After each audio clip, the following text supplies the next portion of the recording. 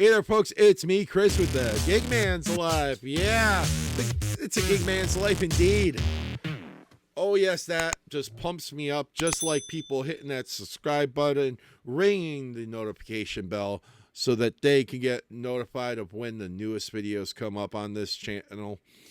And, of course, this is the Gig Man's Life. This is always talking about what affects us out here in the self-employment realm, whether it's a gig app, whether it is anything that is going to affect what goes into our pockets or our abilities to make that money. I'm going to talk about it here because this is not at all to be political about it. It's just covering what is going to affect us and some things that might help us out. And one of the definite things that will help us out is my biggest suggestion: don't have one cell phone, have another one. Take your personal phone and put that as your personal phone, and put your app phone as your app phone. Separate your finances from your work life, because a lot of scammers are going to try to take over your account. Not knowing what the number is going to save you on those scammers. So, and not having your number go out by accident or anything, changing that voicemail, changing that outgoing mailbox on the phone dedicated to something like, "Hi, my name's, and thank you for calling. I'll get back to you as soon as possible. If this isn't, just put something out there. Just don't have the default on, because usually the default message going out is your telephone number. So that gives away something, especially if that's the number attached to your account, because they want, if a person's trying to get your account information to try taking over your account, that's the way they do it. I will not trust these companies to stop the system if their AI is working on it to recognize when it's going into voice message to cut off the call. And I will say, if you are a person who's a customer, yes, put an outgoing message on your phone so that it doesn't go and say your telephone number. Because yes, if I can call you and I can get your number that way,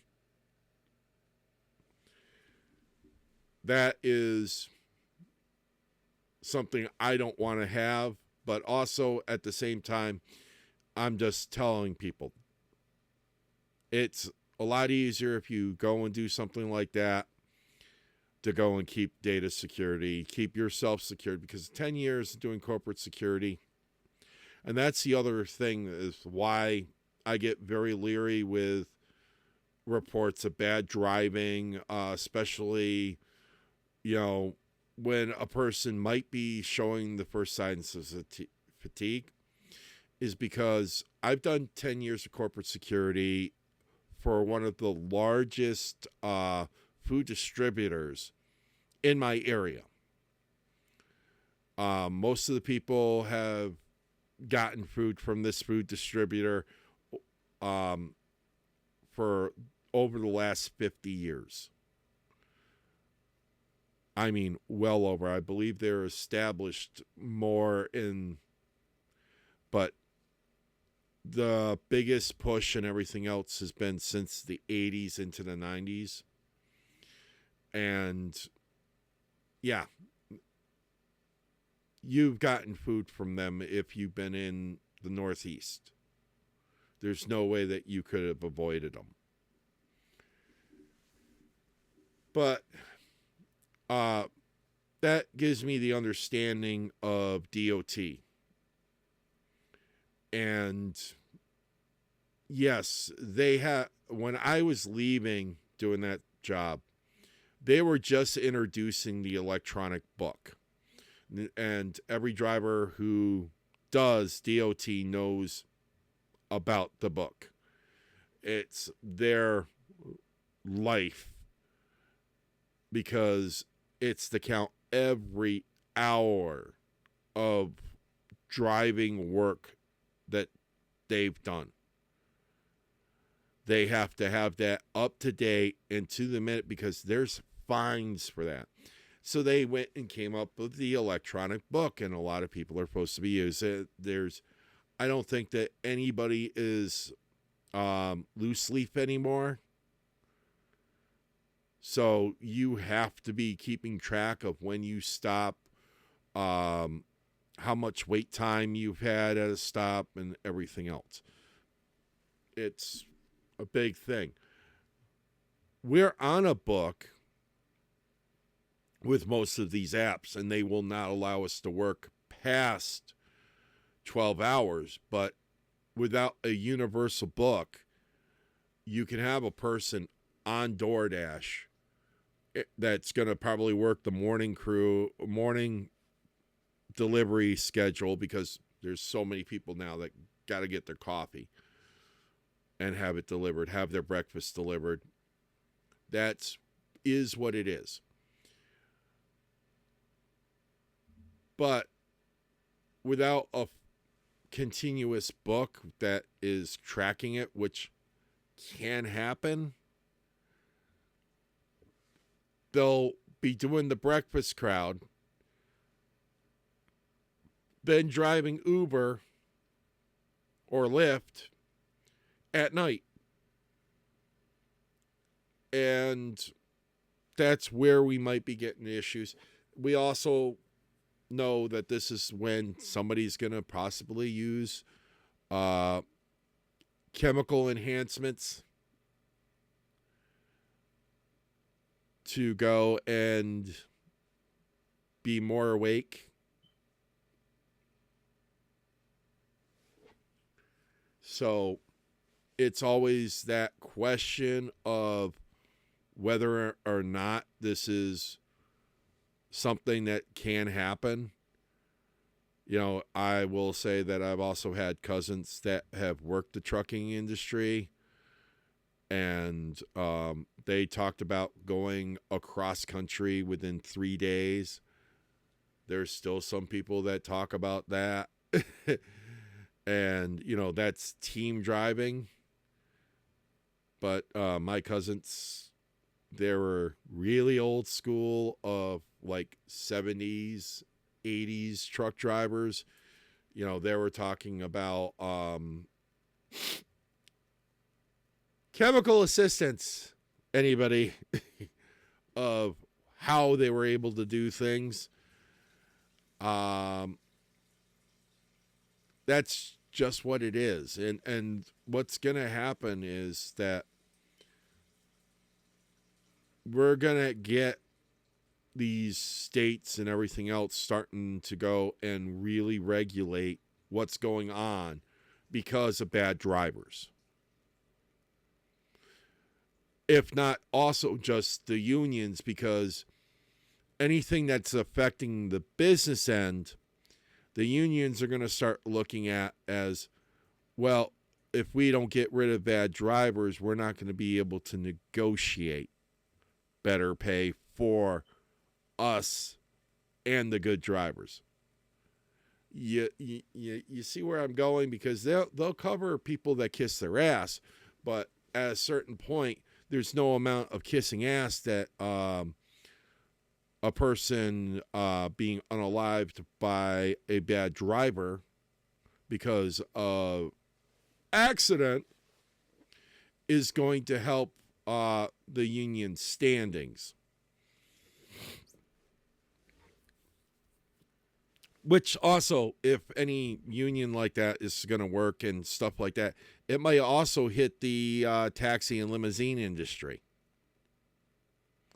Because we're more of a livery than a taxi. We can't just pick somebody up off the street if they hailed us. That's what a taxi's supposed to be able to do. And taxis have taxi stands. This is from my experience that my father owned a taxi cab company in the 80s. So, yes, I talk from knowledge that I've accumulated over the 50 years of my existence. So, as I am seeing these things, this is what I see can affect us as people that are working this industry. And an electronic book that if they're going to go and push it, if this is created, I'm patenting it now, copyright, fuck you. Although this is universal, possibly, and, the concept is what it is. I'm also the person who goes like this and say, if we got a sound meter in the 4th grade and got laughed at, didn't have a really good time with it, and then, of course, the suggestion got to the principal, which the principal went and then compounded the interest on that one by going and saying one student got laughed at as I was just wanting to go out and play. That's all I wanted to do.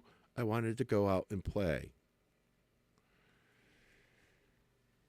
But anyway, this is not a suggestion, but this is what the future will curtail, is that they're eventually going to go and put out an electronic book for all these apps to track us between the apps to make sure that we aren't overdriving or overworking ourselves and becoming a safety hazard.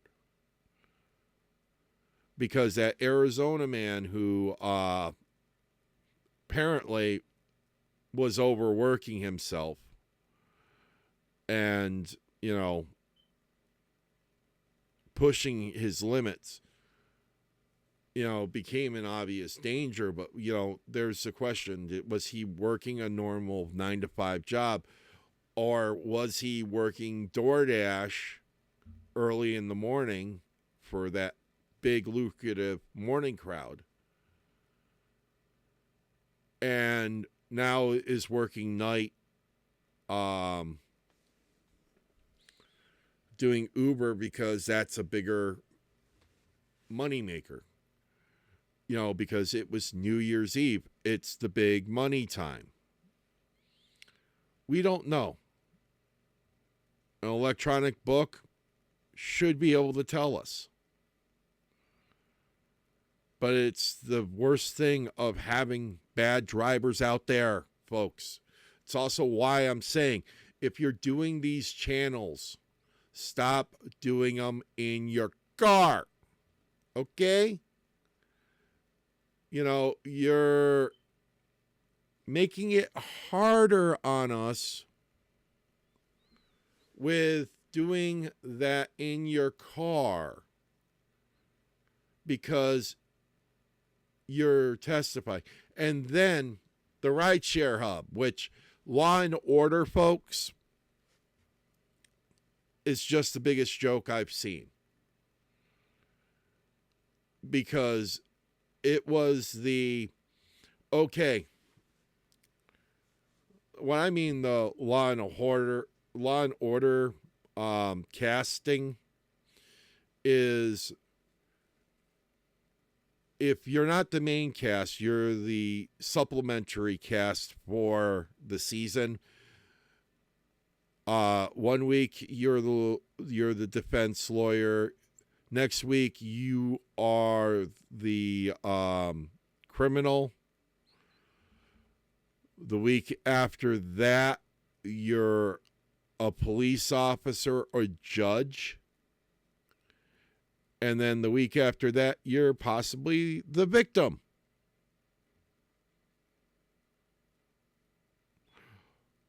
or some witness, which is always the last one, the last week. You're a witness. So when I see too cute to be actual customers and too good of camera with no timestamp, but that screamed to me you're reenacting the events that people are reporting. So yeah, I am just saying that nice job, but still, if you're doing that while driving, hello, McFly, you're putting evidence against yourself. And that I hope you have good insurance. That's the reason why. Because all these apps are going to go and say straight out and throw us under the bus is that we don't approve of people doing this. And slip it right into that policy agreement, no matter how much a person's going to go and say that it's the First Amendment right. Well, your First Amendment with an employer or contractor can be curtailed at the door of their platform, because they will go and, as they're saying, privacy. So as I go and babble, and that, this is not legal advice. This is definitely a bunch of shit. This is just my opinion. This is me noting it down for the rest of us, because yes, would I like to come back and go and say I was wrong?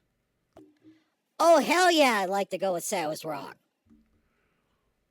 But if we're not watching it, we're not having people go and stopping some of the stupidity, yeah, we're going to be running into larger insurance policies, less income, and more of a time where there are going to be more issues for us being out here than anything else. So you know what? I hope you're doing fine. You're doing well. Thank you very much for watching this video. And let's make this 2026 the best year for ourselves. Have a great day, and thank you very much.